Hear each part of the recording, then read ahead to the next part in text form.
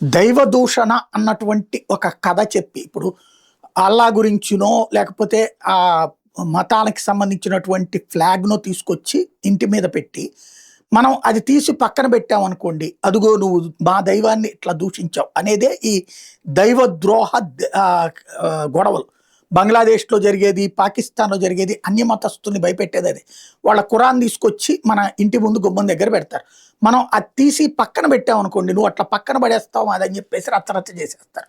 వాళ్ళ మీద దైవద్రోహం అని చెప్పేసి కొట్టడం, చంపేయడం, చివరికి పోలీసులొచ్చి వాళ్ళేం మేనేజ్ చేస్తారు, నువ్వు మతం మారిపోయి అయిపోతుంది ఇక్కడితో అని చెప్తారు. అట్లాగా బెదరేసి చేస్తున్నారు. ఇప్పటిదాకా క్రిస్టియన్స్ అయిపోయారు, హిందువులు అయిపోయారు.